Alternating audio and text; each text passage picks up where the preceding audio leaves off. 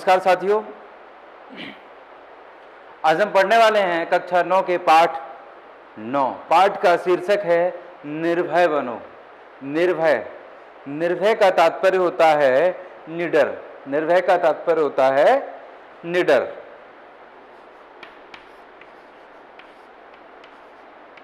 यानी कि निडर, बिना डरने वाला, जो डरता ना हो उसे निडर कहा जाता है। इस पाठ के लेखक हैं फणीश्वर नाथ रेणु। पहले हम लेखक के बारे में थोड़ा सा संक्षेप में जान लेते हैं। फणीश्वर नाथ रेणु, इनका जन्म सन 1921 में बिहार के पूर्णिया जिले के औराही हिंगना नामक गांव में हुआ था। उनकी शिक्षा दीक्षा उनके गांव विराटनगर तथा वाराणसी में हुई। उन्होंने भारत तथा नेपाल के स्वाधीनता आंदोलन में सक्रिय भाग लिया और कुछ समय के लिए कारावास भी भोगा, यानी कि वो जेल भी गए। कुछ समय तक उन्होंने आकाशवाणी पटना में कार्य किया। अपने पहले उपन्यास मैला आंचल के प्रकाशन के साथ ही वो उन्होंने ख्याति प्राप्त की।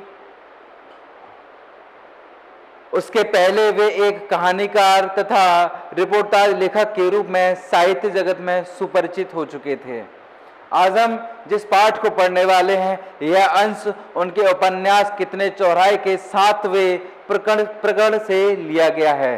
कहते हैं विद्यार्थी जीवन में ही मानवीय सामाजिक मूल्यों के प्रति कथानायक यानी कि फणीश्वर नाथ रेणु मनमोहन का कैसा झुकाव होता है, इस अंश में उसका चित्रण किया गया है।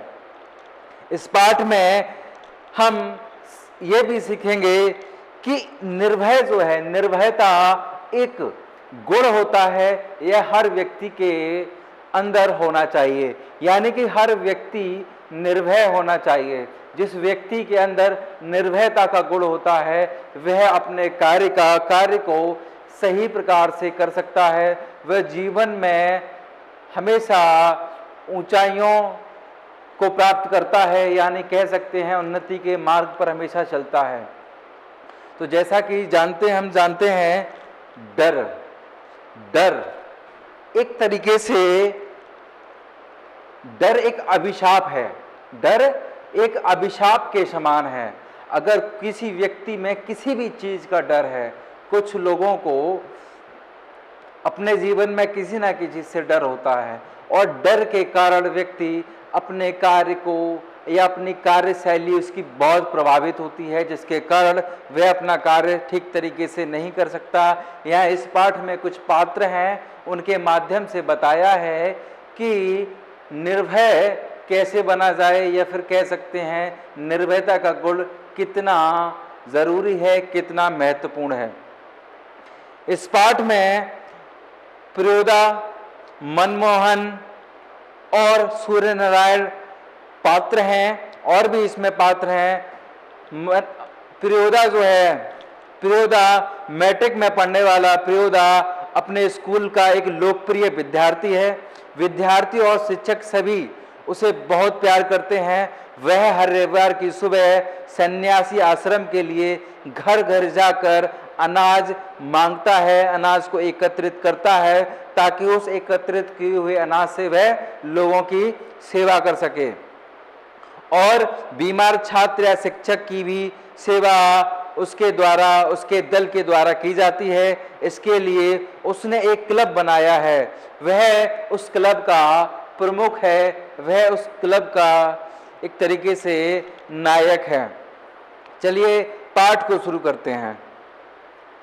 प्रियोदा, जैसा कि मैंने बताया था, प्रियोदा प्रियव्रत राय मैट्रिक में पढ़ता है। स्कूल के सभी लड़के और मास्टर उसको बहुत प्यार करते हैं। स्कूल ही नहीं, उस छोटे से कस्बे में उसको प्राय सभी जानते हैं, सभी उससे प्यार करते हैं। हर रविवार की सुबह अपने बगल में झोली लटकाकर सन्यासी आश्रम के लिए मुठिया वसूलने निकलता है, कभी अकेला, कभी साथियों के साथ। सन्यासी आश्रम के लिए मुठिया वसूलने के लिए वह कभी कभी अकेला भी निकल जाता है, कभी कभी अपने दल के साथ भी निकलता है। मुठिया अगर कहें, मुठिया के बारे में देखा जाए तो मुठिया क्या है? मुठिया आश्रम के लिए या सेवा कार्य के लिए मांगा गया दान, उसे मुठिया कहते हैं। वह अनाज हो सकता है, या फिर यूं कहें इस पाठ में अनाज की ही बात की गई है। तो प्रियोदा अपने सन्यासी आश्रम के लिए मुठिया वसूलने के लिए गांव में जाता है स्कूल का, और कहते हैं कि स्कूल का कोई छात्र या शिक्षक अगर बीमार पड़ता है तो प्रियोदा अपनी टोली के साथ उसके घर पर हाजिर हो जाता है, और जब तक रोगी भला चंगा ना हो जाए उसका दल उसकी सेवा में हमेशा लगा रहता है। रोबी और कालू प्रियोदा के दल के ही दो सदस्य हैं। उन लोगों ने मनमोहन को भी अपने साथ प्रियोदा के दल में शामिल कर लिया है। मनमोहन जो कि उस सेवा दल का एक नया मेहमान है, एक नया सदस्य है। और लिखते हैं कि हर शनिवार को परमार एक नदी का नाम है, हर शनिवार को परमार नदी के उस पार बालूचर पर प्रियोदा का दल के सदस्य स्कूल की छुट्टी के बाद एकत्रित होते हैं। वहां खेलते कूदते हैं, गायन करते हैं, और इसके अलावा प्रियोदा अपने दल के सभी सदस्यों को दुनिया भर की बातें भी बताता है। रविवार का प्रोग्राम तय, और शनिवार को रविवार का अगले दिन का यानी रविवार को क्या क्या कार्य करना है उसका भी निर्धारण शनिवार को दल के समक्ष पूरा दल मिलकर करता है कि अगले दिन करना क्या है, कि किस मोहल्ले में मुठिया वसूलने जाना है और किस व्यक्ति को बीमार की सेवा करनी है। ये सब निर्धारण शनिवार को किया जाता है। एक शब्द का प्रयोग हुआ है यहाँ बालूचर। तो जैसे कि मैंने बताया परमार क्या है, परमार एक नदी का नाम है, और नदी के पास किनारे की जो मिट्टी होती है, जो तट होता है, उसे बालूचर कहा जाता है। तो वहीं पर प्रियोदा और उसके दल के सभी सदस्य एकत्रित होते हैं और वहां पर आनंद की प्राप्ति के लिए वहां खेलते हैं, गाना बजाते हैं, और प्रियोदा उनको देश विदेश की बातें बताता है। और साथ में ही प्रियोदा अगले दिन यानी कि रविवार का कार्य सभी लोगों में बांट देता है कि किसको किस जगह जाके मुठिया वसूलना है, किसको बीमार की सेवा करनी है। उस दिन मनमोहन का परिचय देते हुए, मनमोहन जो कि मैंने बताया था उस दल का एक नया सदस्य है, उस दल का एक नया सदस्य है मनमोहन। तो मनमोहन का परिचय देते हुए कालू ने कहा, प्रियोदा से कहा कि प्रियोदा यह मोना मोहन है, खूब तेज लड़का है, क्लब का सदस्य होना चाहता है, क्लब का सदस्य बनना चाहता है। प्रियोदा के दल का एक नियम था, दल के कुछ नियम थे जिनके सभी सदस्यों को पालन करना होता था। एक विशेष नियम था जिसमें कहा गया था कि कोई भी दल का कोई सदस्य अगर 10 बार गलती करता है तो उसे दल से निकाल दिया जाएगा। इस नियम का वर्णन आपको आगे पाठ में देखने को मिलेगा। तो परिचय किसने दिया? परिचय मनमोहन का परिचय कालू ने प्रियोदा को दिया और कहा यह मोना मनमोहन है, बहुत तेज लड़का है, यह दल में शामिल होना चाहता है। प्रियोदा ने मनमोहन को सिर से पैर तक देखा। सिर से पैर तक देखने का तात्पर्य उसे परख लेना चाहा, उसे परखा और फिर पूछा। और फिर प्रियोदा ने मनमोहन से एक प्रश्न किया। प्रश्न क्या था? प्रियोदा का प्रश्न था कि भारतवर्ष के एक ऐसे आदमी का नाम लो जिसे लोग भगवान का अवतार समझते हैं। मनमोहन से जब ये प्रश्न प्रियोदा ने पूछा तो मनमोहन ने जवाब दिया कि महात्मा गांधी जी ऐसे सदस्य हैं जिनको लोग भगवान का अवतार समझते हैं। ये एक नंबर में ये प्रश्न कभी कभी आ जाता है।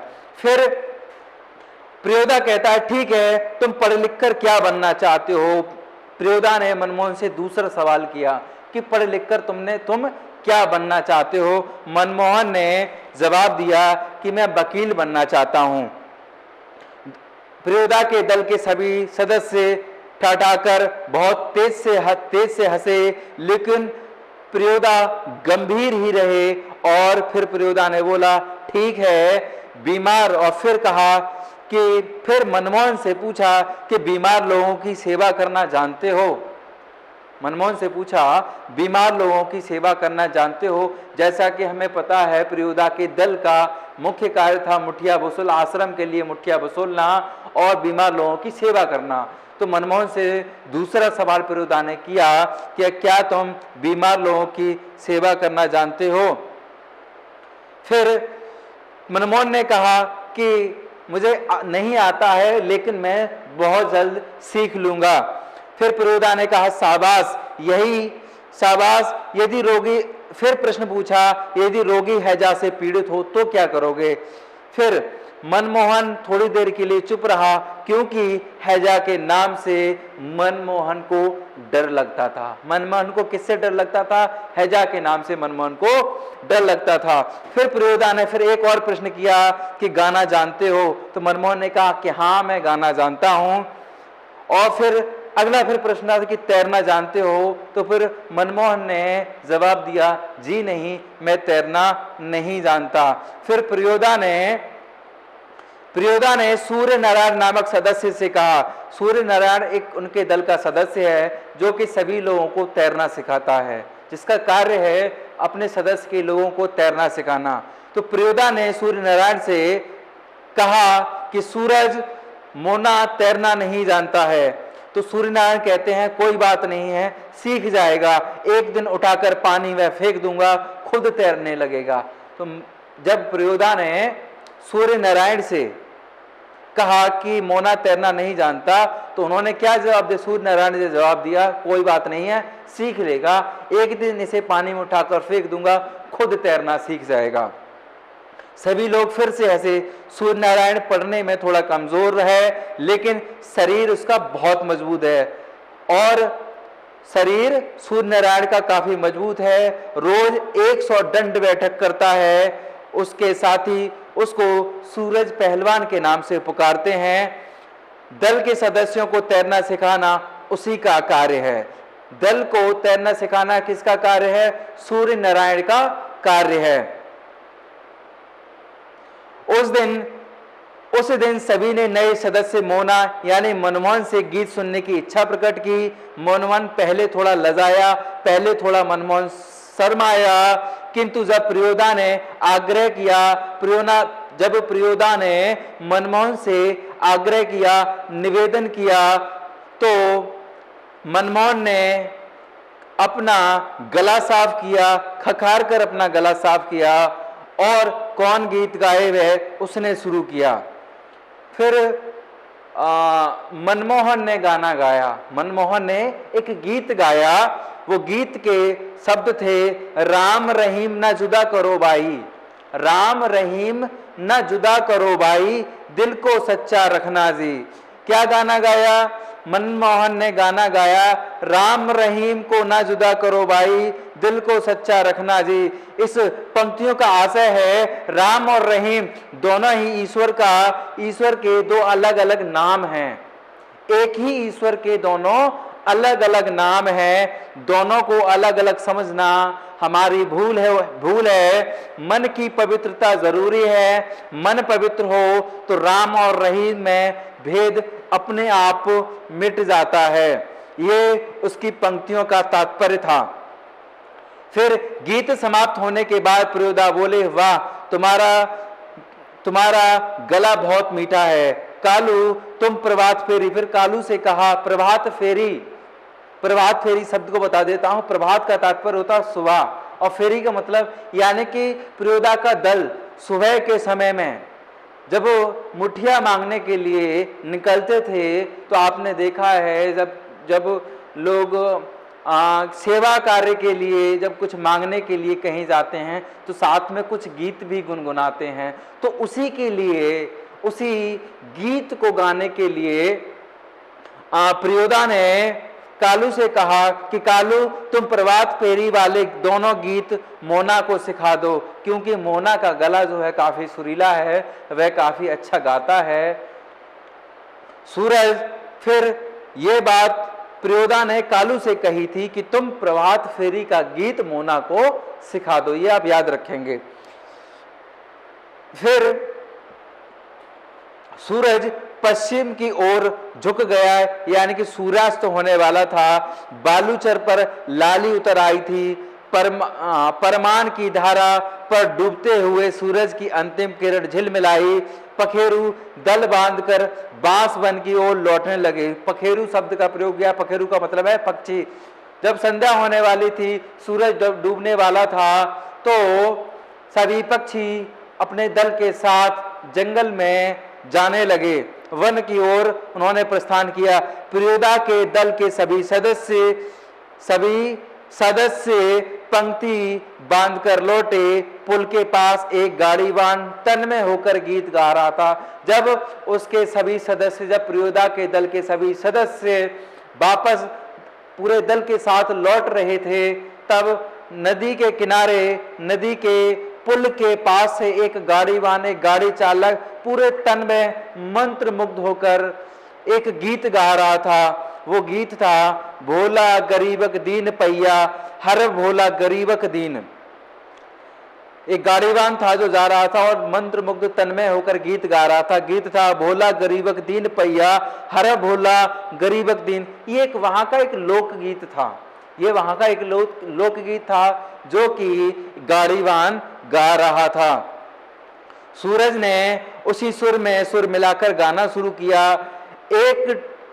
एक टाजे लोटा छल, बेटा छल तीन पनिया, पीवेत काल लोटा लेलक छीन।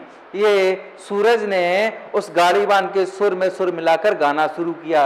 ये वहां जो ये गा रहे थे, सूरज ने गाया, या फिर गाड़ीवान ने जिन पंक्तियों को वह तन्मय होकर गुनगुना रहा था, वह एक लोकगीत था, वहां का एक लोकगीत था।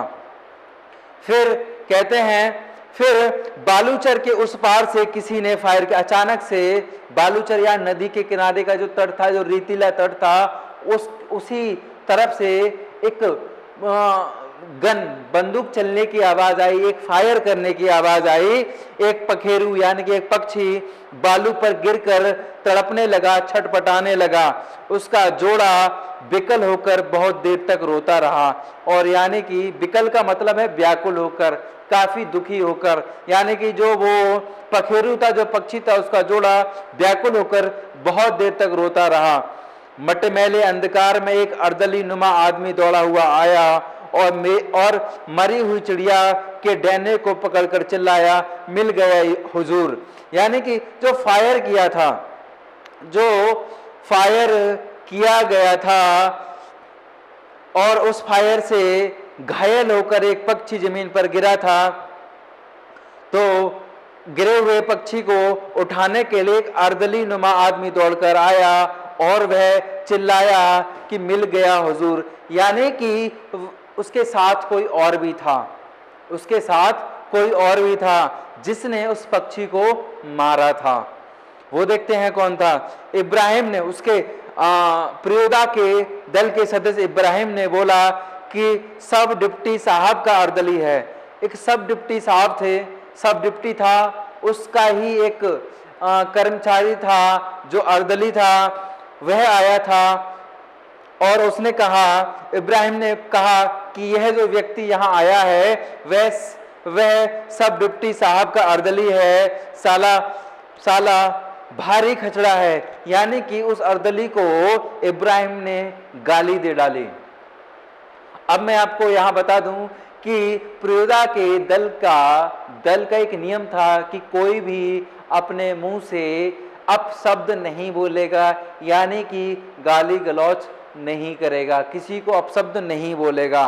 तो इब्राहिम ने उसको साला बोल दिया था। साला भारी खचड़ा है, खचड़ा का मतलब है मूर्ख है। प्रियोदा के मुंह से अचानक से निकला हॉल्ट।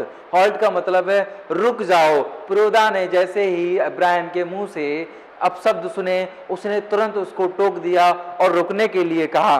तभी इब्राहिम को अपनी गलती का एहसास हुआ। उसको गलती का एहसास कब हुआ? जब प्रियोदा ने उसे रुकने के लिए हॉल्ट कहा। दल का नियम है कि कोई सदस्य किसी किस्म का अपशब्द या गाली मुंह से नहीं निकालेगा। इब्राहिम ने तुरंत सिर झुकाकर दल के नायक, प्रियोदा और सदस्यों से माफी मांगी। कि बात यह है कि साले ने फिर से उसके मुंह से गाली निकली। सभी सदस्य के सभी लोग फिर हंस पड़े। प्रियोदा ने गंभीर होकर कहा कि इब्राहिम, यह तुम्हारी 8वीं गलती है, 10 होते ही हम तुम्हारे साथ नहीं रहेंगे। यानी कि प्रियोदा के दल का नियम था, अगर कोई व्यक्ति 10 गलतियां करता है तो उसे दल से निकाल दिया जाएगा, दल के कोई भी सदस्य उसके साथ नहीं रहेगा जो 10 गलतियां करेगा। तो एक नियम यह था, यह आपको याद रखना है क्या नियम था। फिर इब्राहिम ने पूछा, लेकिन सरकारी अफसरों को गाली देने में क्या हर्ज है? इब्राहिम ने पूछा कि सरकारी अफसरों को गाली देने में क्या हर्ज है। फिर उसी दल के दूसरे सदस्य ने कहा, मगर वे जो गाली देते, यानी कि मगर, फिर कहते हैं और जो सरकारी अफसर गाली देते हैं उसका क्या? फिर किसी ने फिर कहा कि वे ही क्यों, बहुत लोग गलतियां बकते हैं। फिर उनमें से एक व्यक्ति ने कहा कि नहीं प्रियोदा, आप इब्राहिम को नहीं समझा सकिएगा। दल के एक सदस्य ने प्रियोदा से कहा कि नहीं प्रियोदा, आप इब्राहिम को नहीं समझा सकते, मैं इसे समझा दूंगा, आप परेशान ना हो।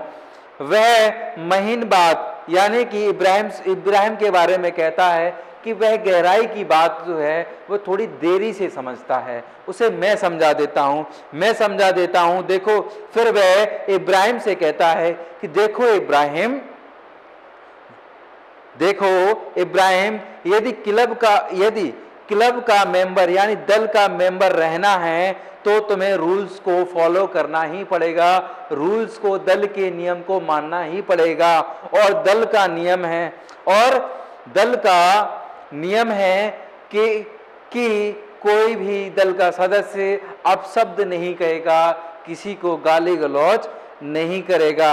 ये सब इब्राहिम को समझाया गया। फिर आगे सहुआइन धर्मशाला के पास आकर सभी ने एक दूसरे से विदा ली। एक धर्मशाला के पास पहुंचे और सभी सदस्यों ने आपस में एक दूसरे से विदा ली और सभी सदस्य अपने अपने घर के लिए प्रस्थान कर गए। कालू ने मनमोहन से कहा कि मोना, तू रास्ते में डरेगा, मैं जानता हूं, चल मैं तुझे पहुंचा देता हूं। यानी कि मनमोहन को डर लगता था, तो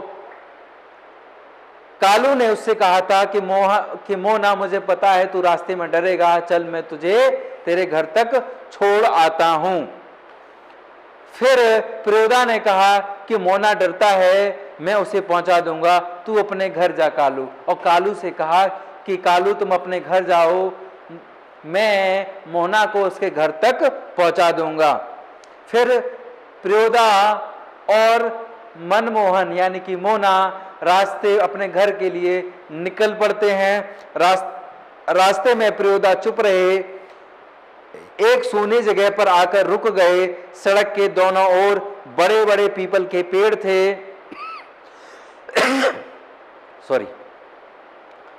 प्रियोदा और मोना दोनों रास्ते में जा रहे थे और एक सुनसान जगह पर रुक गए जहां पर सड़क के दोनों तरफ पीपल के बड़े बड़े वृक्ष थे।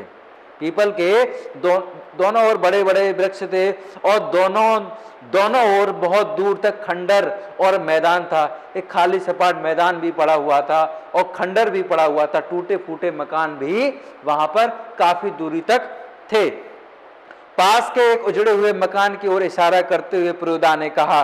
फिर पास में एक मकान, टूटा फूटा मकान पड़ा हुआ था। प्रियोदा ने इशारा करते हुए मनमोहन यानी कि मोना से कहा कि जानते हो, इस घर में कभी मुर्दों की चीड़-फाड़ होती थी। इस घर में ये जो टूटा हुआ खंडर जो पड़ा है, टूटा हुआ मकान पड़ा है, इस घर में पहले कभी मुर्दों की, मरे हुए लोगों की चीड़-फाड़ यानी कि पोस्टमार्टम हुआ करता था।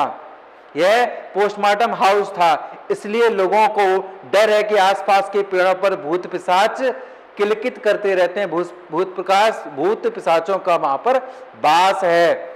मैदान में प्रेतनियां नाचती हैं, भूत प्रेत वहां पर मैदान में नाचते हैं संतालियों की तरह झुंड बांधकर।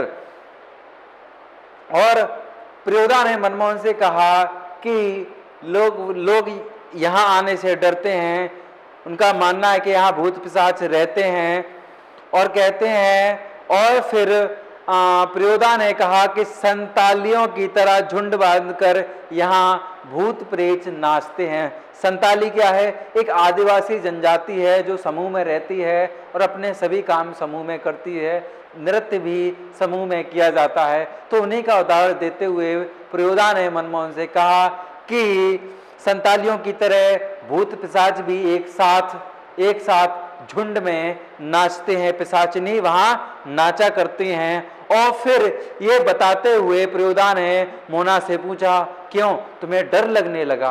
क्योंकि प्रियोदा डरता था और उसने प्रश्न पूछा कि तुम्हें डर लग रहा है।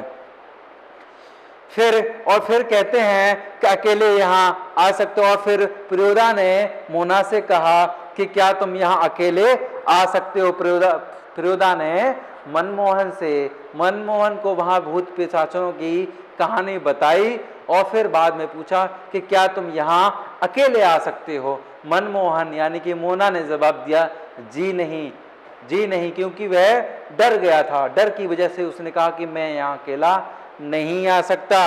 प्रियोदा हंसे और फिर बोले, देख मोना, भूत प्रेत ऐसे आदमी को कभी तंग नहीं करता।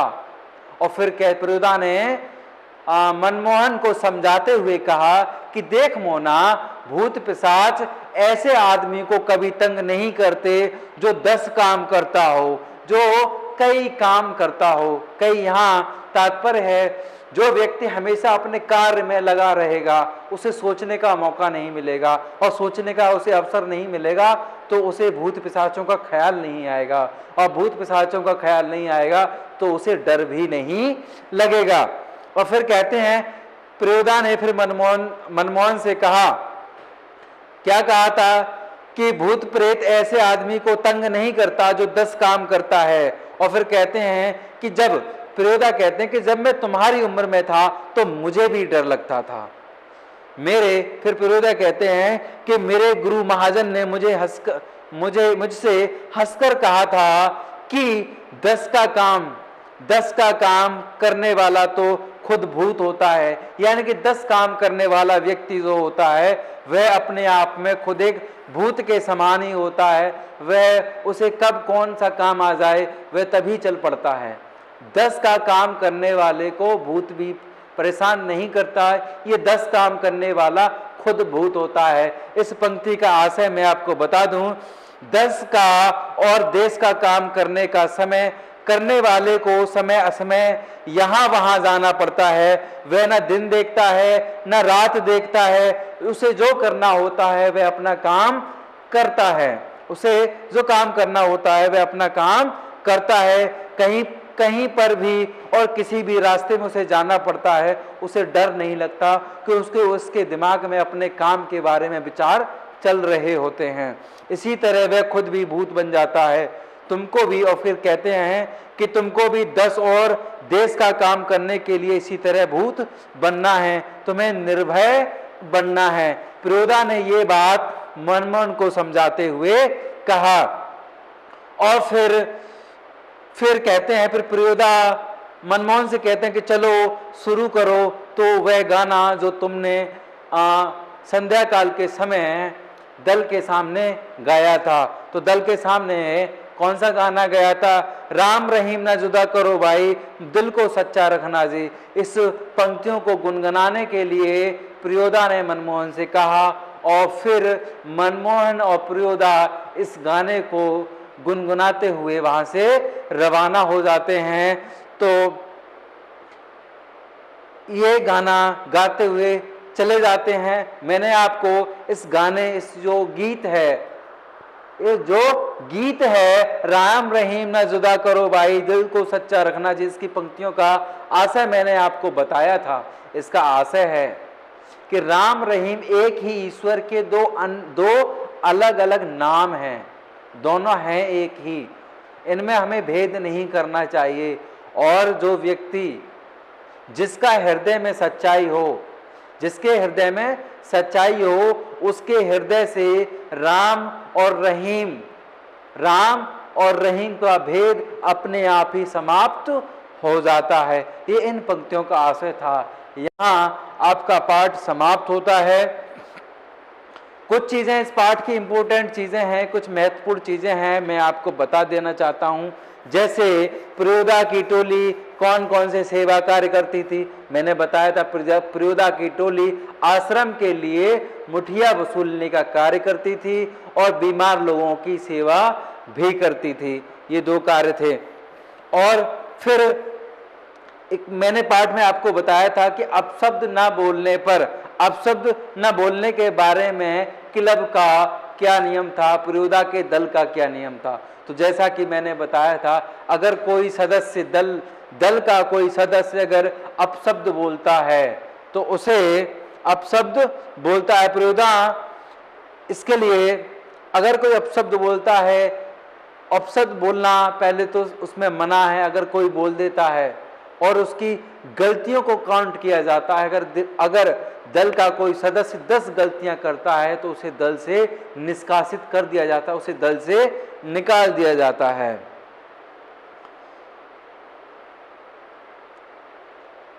एक प्रश्न मैं आपको इसका और बताना चाहूंगा, जैसे प्रयोदा के दल के सदस्य कौन कौन थे।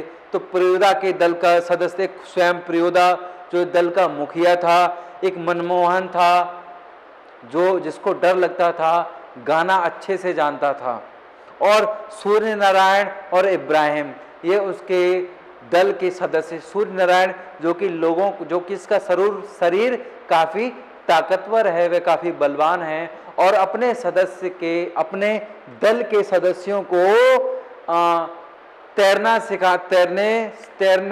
सिखाने का कार्य करता है। वह अपने दल के सदस्यों को तैरना सिखाता है। यहाँ आपका पाठ समाप्त होता है। धन्यवाद।